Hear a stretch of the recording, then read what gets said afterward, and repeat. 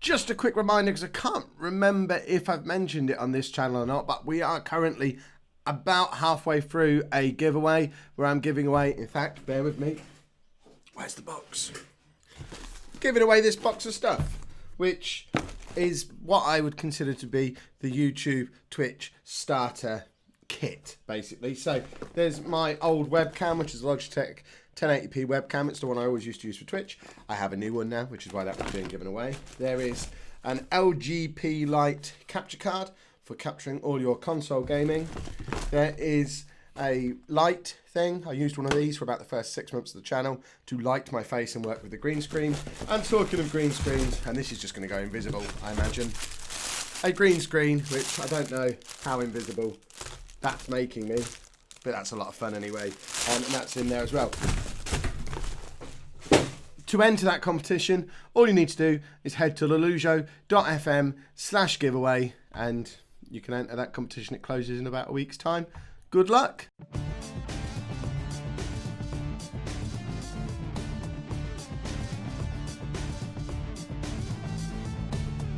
Hello and welcome to Season 17, Episode 3 of Non-League to Legend. I'm KEV, and coming up on today's episode, we are at home against Southampton and then away against Sunderland in the Premier League. Since you were last with me, things are going okay.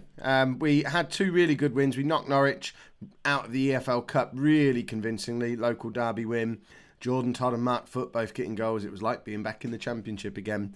And then really impressive win against Tottenham in the Premier League, where we started at home using our counter-attacking 4-3-3. We've never played it at home before, and by the hour mark, we were down to defensive, a flat four in midfield, and just completely closed them out. Tottenham didn't have a shot on target in that game. It was the best tactical performance we've ever had. There were only about 6 shots in the whole game from anybody. It was really boring to watch, but really quite impressive to beat a team such as Tottenham. That included Igor Anicic, so that put him in his place, especially when Park scored a beautiful free kick to just confirm that he's better than Anicic was. Then we spoilt it a little bit by losing away against Brentford, who only just came into the Premier League last year. But what are you going to do? We're playing against Southampton today. We do have a bit of a problem with Stevie Alston. Well, 2 problems. One, he's still not scored in the Premier League. He scored 1 goal in 6 games. Not what I was expecting from this superstar who came in on this big £51,000 a week contract. Has 4 goals in 4 starts internationally. 4.5 star potentially. Supposed to be an absolute hero. I think I might be playing him wrong.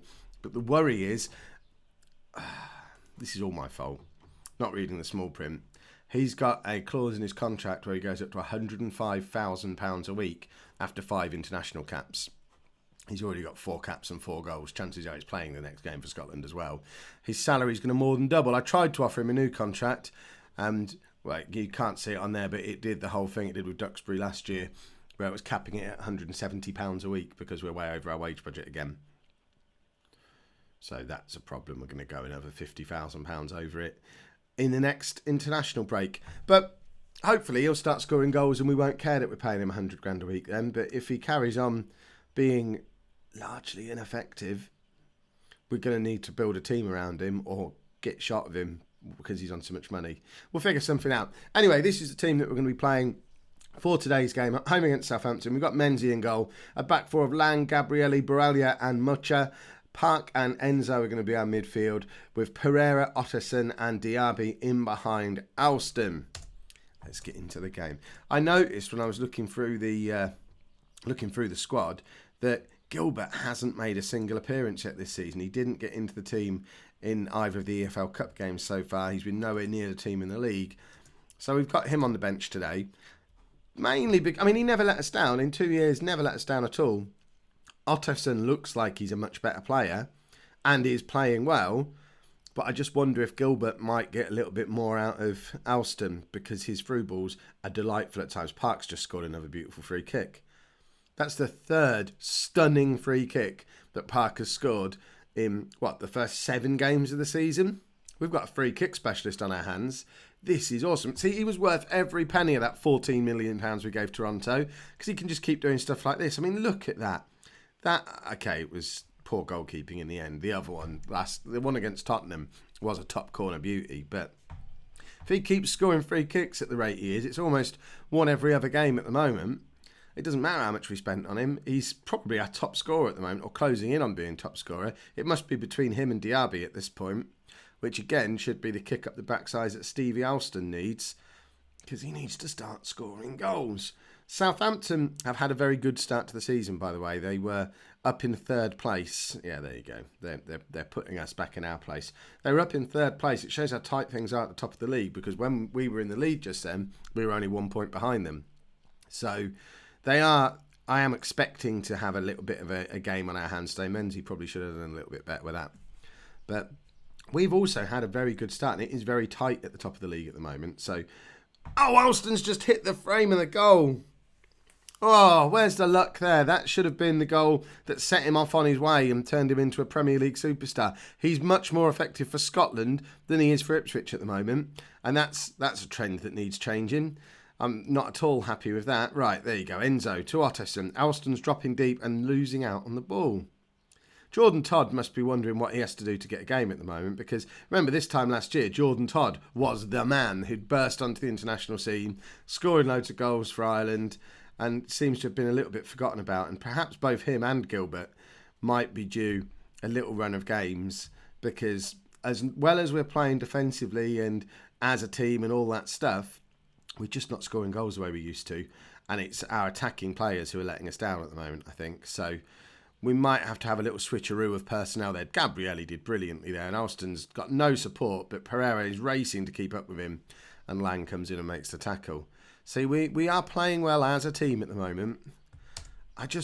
I like having 30 goal a season strikers, and I just wonder that playing a little bit more defensively like we are now, I'm obviously not going to get that, and I'll get itchy feet at some point and either move clubs or just go back to an all-out attack tactic, because I'll feel the need to, because I'd much rather win a game 6-4 than 2-0.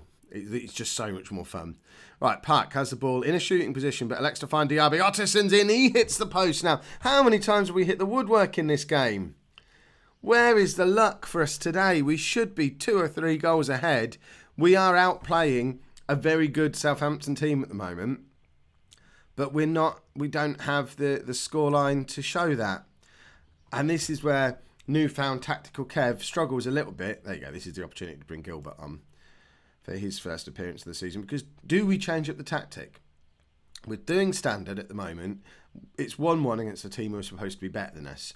Do we accept that, which I really struggle with, or do we go and try and win this football match? Let me know down in the comments what the correct thing to do is. We're going to take Lang off. Lang's had a bit of a dodgy game, and Downey has been itching for more appearances.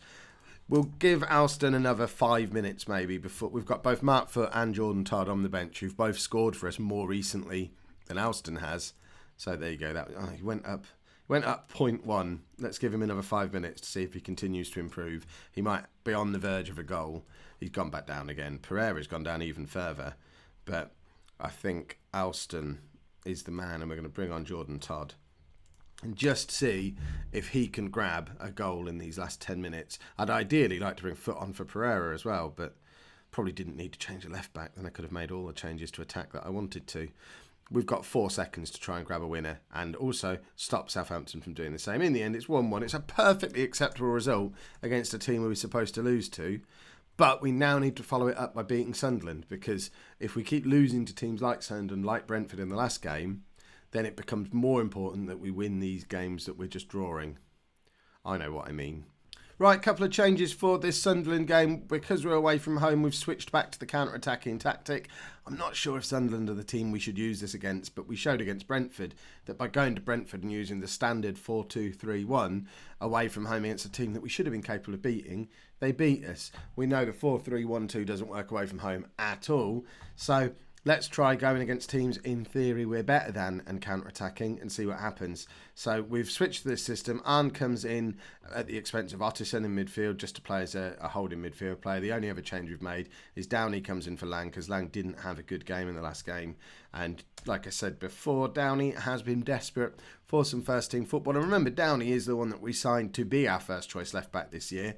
I was just more impressed with Lang early on, which is why he got the run of games before Downey did. But we'll perhaps keep Downey in for a little while now, unless he has an absolute shocker today. Downey does have the benefit as well that he can play in central midfield.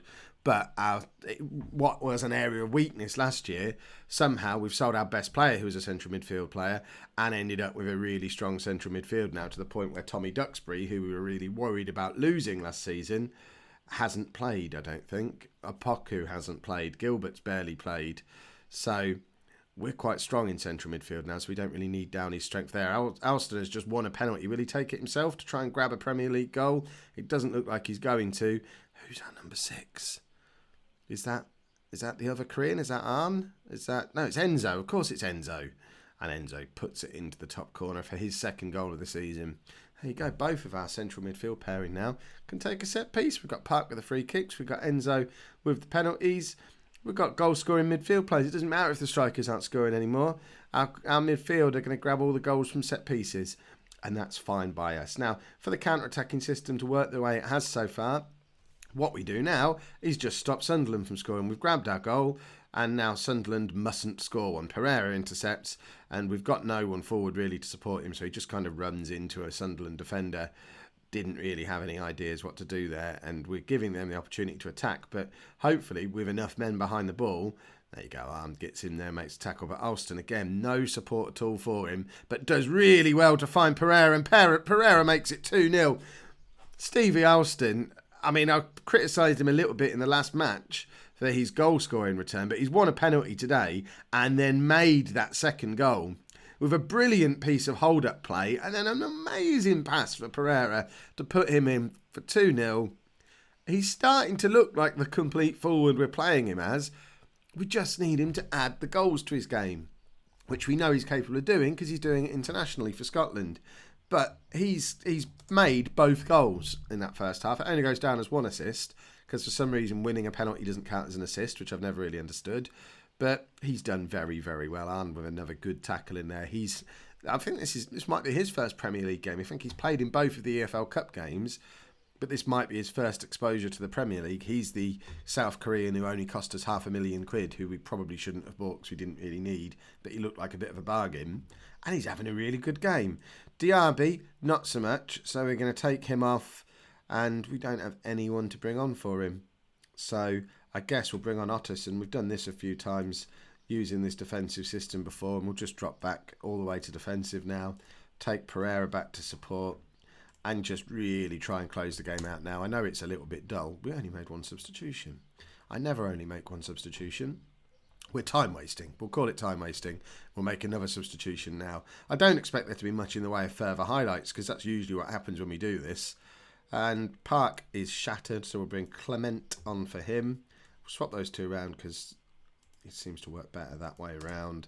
And give it another 5 minutes before we make another change and drop back to contain. And just try and sit everyone behind the ball. We'll even take him back to support now. We don't need anyone on attacking at this point. Much as not having the best of games, we'll give João Martins, I think that's his first appearance for the club, and hopefully just close things out over the last 5 minutes or so. There you go, we'll even go, play even safer, we're time wasting, we're sitting behind the ball. Sunderland should not be getting the opportunity to have a shot at this point, and this is a style of football we've previously not been capable of doing, so we haven't had the personnel to do it. But Alston, again, good hold-up play, loses out, but doesn't matter. We win 2-0. What an efficient performance. That is how we beat Tottenham. We just need to figure out how to do it all the time because it's really effective when it works. But I don't want to be one of those teams that just goes into every match counter-attacking, even at home. But then I do want to win the league. If you've enjoyed today's episode, please make sure you pop a like on there for me. Don't forget to enter the competition at alujo.fm/giveaway. Subscribe to the channel if you'd like to see more. And thank you very much for watching.